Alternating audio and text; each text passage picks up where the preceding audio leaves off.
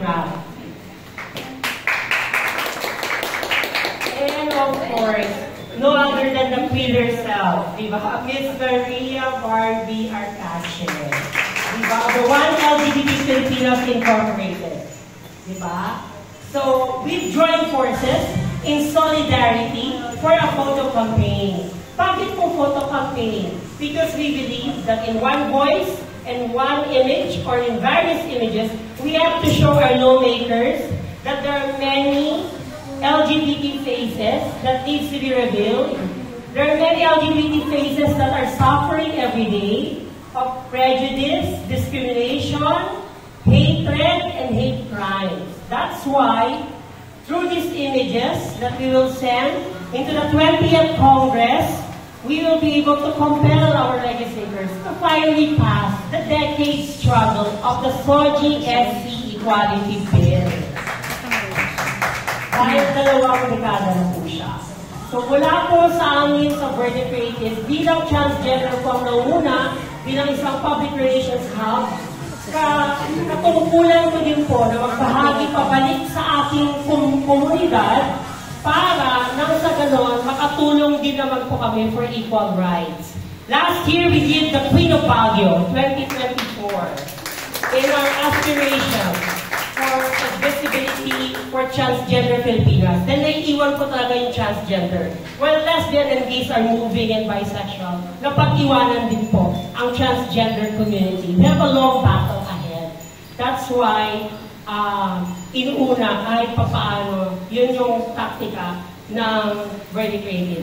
And in Verde Creative for this photo campaign, we have 31 individuals who have joined, 26 LGBT individuals are out and proud, and 5 straight allies have joined us.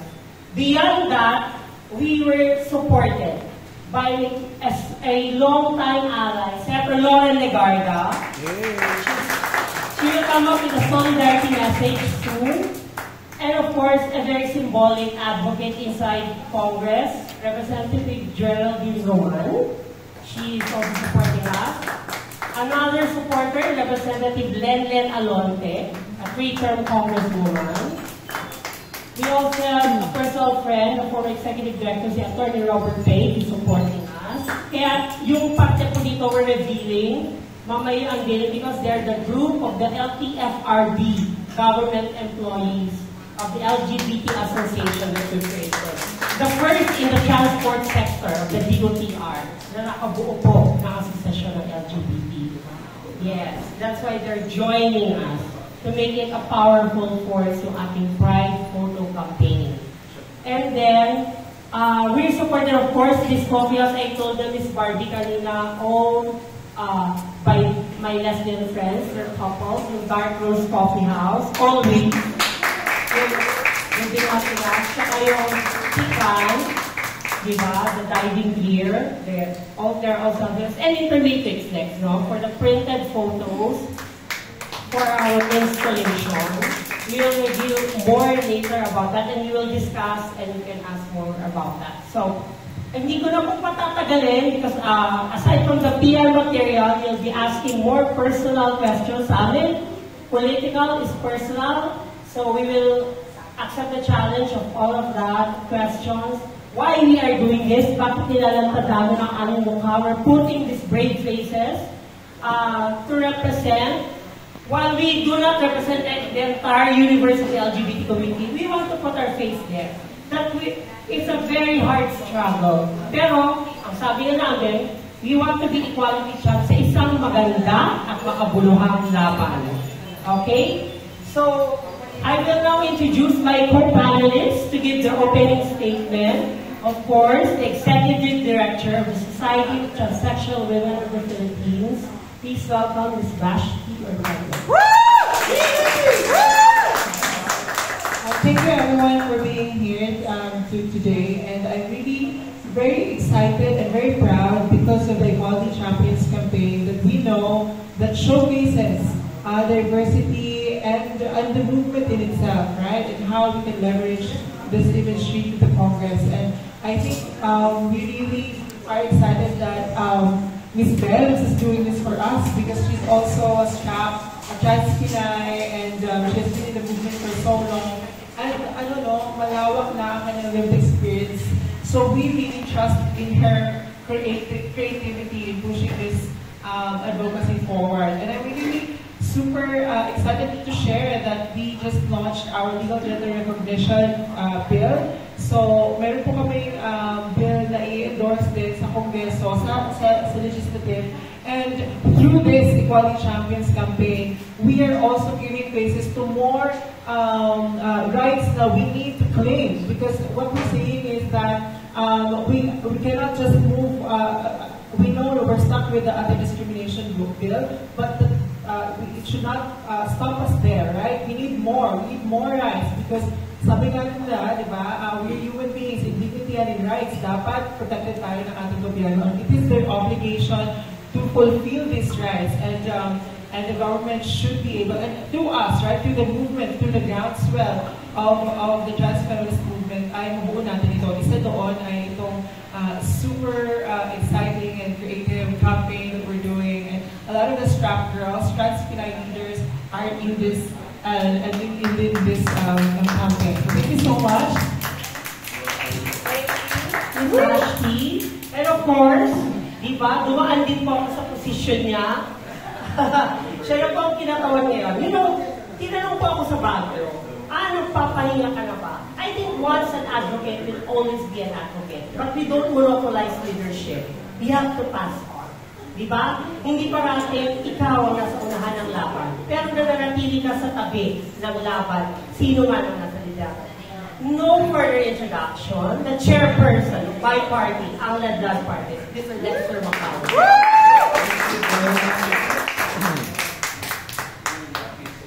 Ladlad proudly presents a collection of powerful images from our recent photo shoot, a visual testament to the vibrant diversity and resilience of the LGBT community. Equality champions, magandang laban. These images do not merely capture four faces.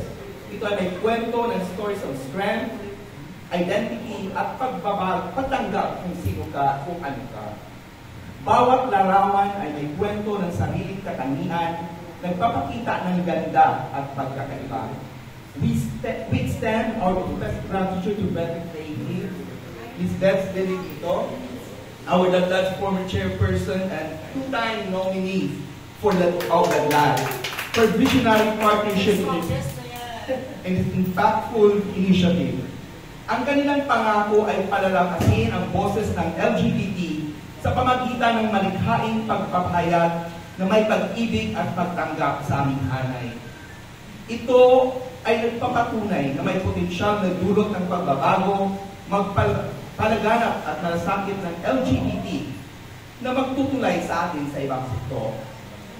The collaboration with Verdi Creatives and Ladlad, Strap, and One LGBT Pilipinas, by showcasing these powerful photos, we are not only affirming our own identities, but also inspiring others to find strength in their roots. They remind us that we are not alone in our struggles, and that together we can foster a more inclusive and accepting society. Bawat larawan ay simbolo ng pagkakaisa at kolektibong lakas ng bawat isa. Ang Ladlad ay ang natatanging partidong politikal sa bansa na itinatag noong September 3, 2003 ni Professor Danton Remoto. Sinabi kong nag-iisang partidong politikal dahil wala pa naman nag-a-attempt na ibang LGBT organization na sumubok sa politika. Once again, thank you very creative to Ms. Beth Benedito, Ms. Barbie Atache, and Ms. Basti Ortega, and one LGBT Pilipinas. Thank you. Thank you, Beth. Yung pagmula sa Ladlad. And of course, the last, ito talaga, sabi ko, she has to be part of the Pride Photo campaign. Because, ang ganda po ng transition. Sinasabi ko sa kanya, from sparkle of the ground to the grassroots movement. Kailangan may ganun po na transition, na movement para sa kanya. At yung tao na yon na nakapunta sa bawat pageant, sa bawat sulok ng Pilipinas, Kasi kami noon nangampanya kami, hindi naman namin napuntahan lahat. But I think the pageantry, that platform that she used to reign, ay nagawa niya yun. She was able to gain prominence by doing that platform that she rightfully deserves. That's why I asked her that she has to lend the image, she has to lend the voice, kumplatuhin na niya, di ba? Para sa representasyon ng LGBT. It is my distinct honor and privilege, the beauty empress of the LGBT community at ang pambansang leader ng One LGBT Filipinas Incorporated at tagapayo po ng Philippine Financial and Inter-Industry Pride or PFIP Council. Buong galang pong pagmamalaki na pinapakilala, Binibining Maria Barbie Ann Artache. Oh my God, how can I top that introduction? Magandang hapon po sa inyong lahat. Good afternoon to everybody. First of all, I would like to congratulate our dear Bians Benedito of Verde Creatives for this wonderful photo unveiling of the Equality Champions Magandang Laban. It's something really, really amazing. Of course, for my co-panelists here as well, Vashti Ortega, how are you? She looks very beautiful. Of course, we were just in Baguio a few days ago as we were part of the Equality Expo of Baguio City. And of course, the head, a good friend of mine, Dexter Macaldo. Maraming salamat as well for this wonderful invitation. I've known them for a while. Dems and Dexter, I've known them for, how should we say it, decades. Decades already, right? Yes, I was one of the original first members of the party list that time. As you see, in my life, I thought being an LGBT is as simple as doing pageants. Competing in different provinces around the Philippines from Luzon, Visayas, and Mindanao. Oh, just to interject, I was also a member of this tribe. The Society of Transgender Women, one of the original members as well.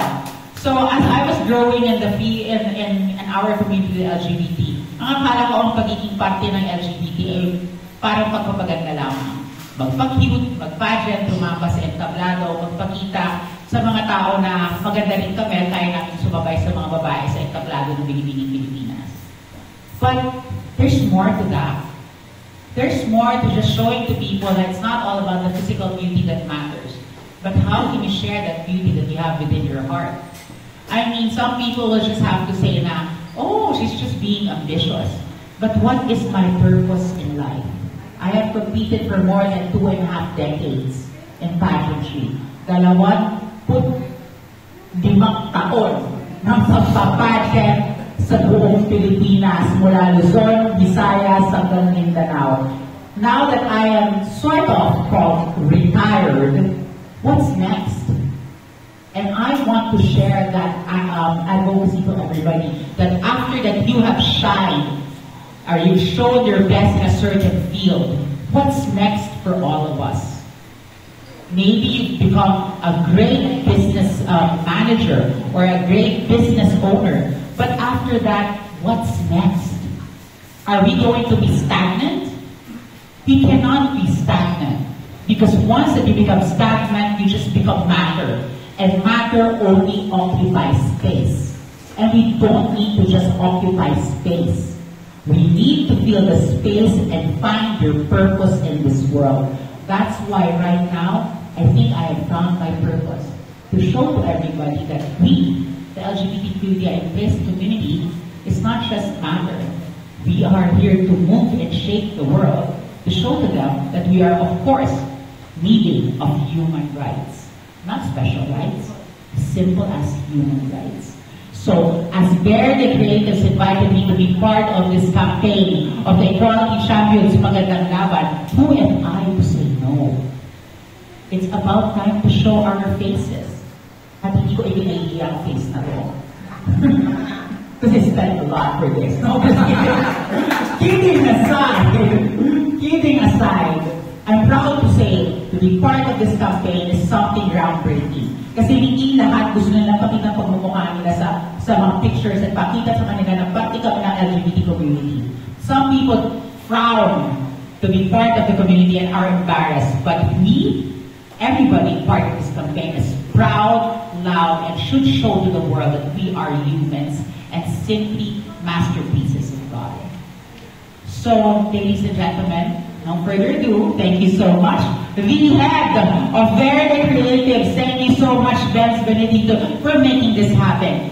To unifying different people from different fields of the LGBT community, from STRAP, from the LED Party List, One LGBT Filipinas, Chicadora Go, our founding chairman, and the PFIP, Philippine Financial and Industries Pride.